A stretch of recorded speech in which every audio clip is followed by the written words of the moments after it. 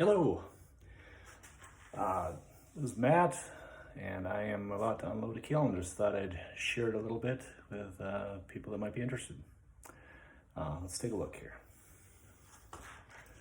I've got some wear boards off on the sides. I'm in my kiln shed right now. So let's see. So we've got some nice browns and greens on goblets. Green and blue with the high cross, the Celtic cross. Turn out nicely. The green's turning out nicely. It's translucent, but I'm getting a little bit of the blue coming through underneath. Kind of interesting there.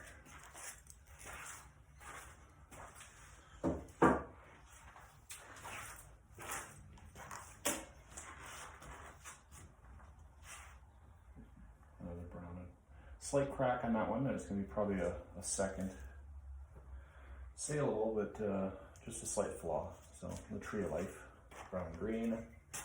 Another high cross with the blue and white rim. You can see that, the lighting.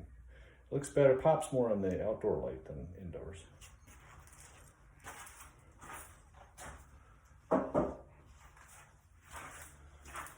Yeah, a slight crack like that on the medallion is, if it's minor, I'll fire it through and see how bad it looks or how good it looks, and if it doesn't, sometimes I trash them. We'll see. So here's a nice one. Trying something different here. This is a blue and white rim on my purple. And you can see the purple turned, it's more of a magenta down here. And then as it is, I don't know if it's a temperature firing thing or if it's reacting to the rim glaze. So it's turning more of a blue purple on the top. You can kind of see that. Maybe just a lighter application. I might have dipped it twice. Don't really recall. These ones have fairies on them though. These are pretty good sized goblets. They'll hold about at least 12 ounces, if not more.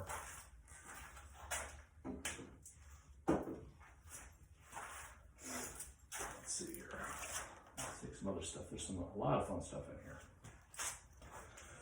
All right, so this is a commercially bought Albany, and it flows really nicely. You can see the kind of Celtic designs I pressed on this. And we're just doing some simple tankards, altered rim, a little bit of purposely scarred the sides with ribs so I kind of accentuate the changes. Turned out pretty nice. Dark blue on the inside and on the rim, or on the handle. Yeah, I like that quite a bit. The overlap is nice, but a little bit goes a long way. See a little bit of flowing along the handle there. It's a nice piece.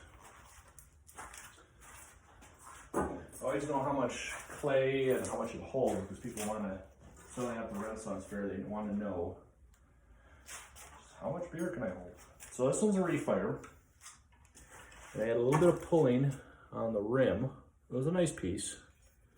Our new medallion, I Aim to Misbehave, which is from Firefly. So in the refire, it ran quite a bit more, as you can see, but the drips are more pronounced where they're heaviest, and then it kind of faded where it was lighter. So interesting. And I touched it up with a plum glaze that I have to try to accentuate the red on the rim, and it's all right. It's not a bad piece. You have to experiment a little bit if you want to try to get something new. And you know, different things will appeal to different people too. So here's this nice one. This is my in-house Albany. It's more of a brown than an orange or orange yellow. The altered rim. You see you got some pressings, some Celtic knot pressings, Triskel, or the Trinity knot on the sides. And then the outdoors, the outside of this is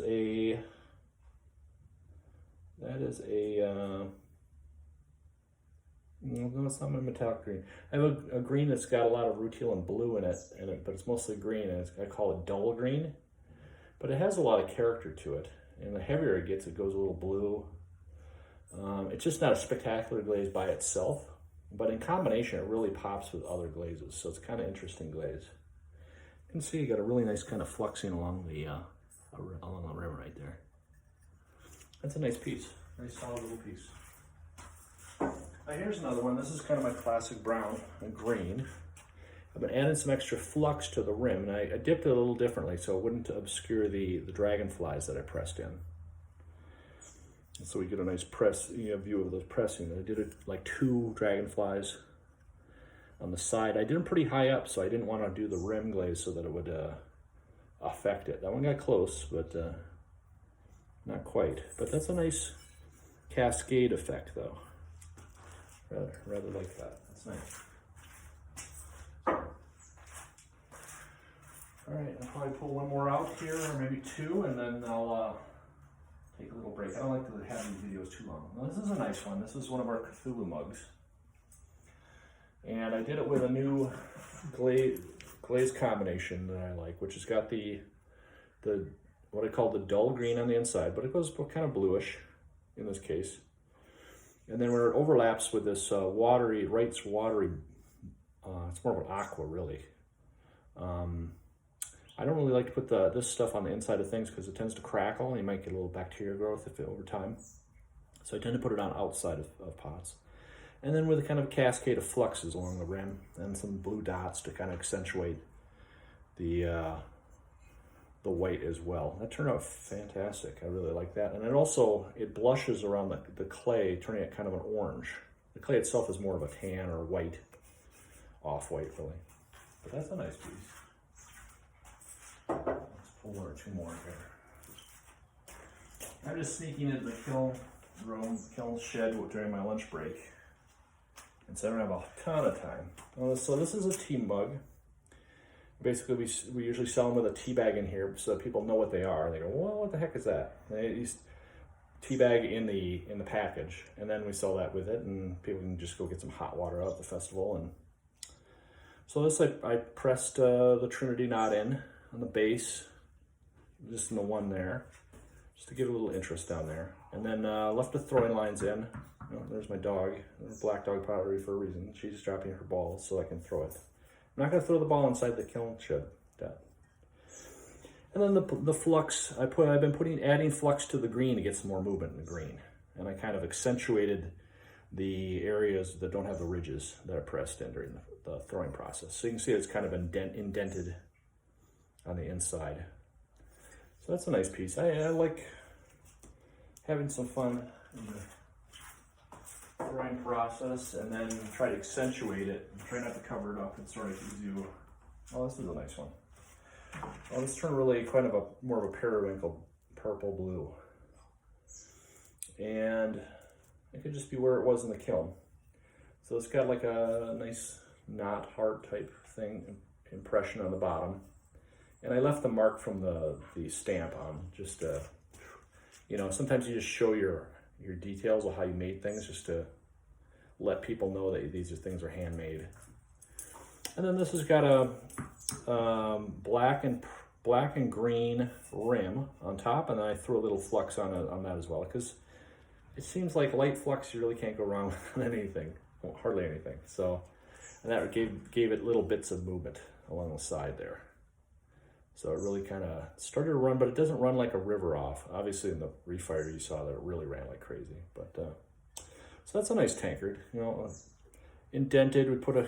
I put some marks in the sides that you can see that showed up in the purple there, just to accentuate the indents or the deformation of the roundness. So that's a nice piece. All right, well, I'm gonna stop the video. I'll probably be pulling some more out, and I'll do another video later today. I've got a hole that's probably 1/6 of my kiln, so I got a lot more to pull out. So I just thought I'd share a little bit, and now I'll go back to eating my lunch. Have a nice day.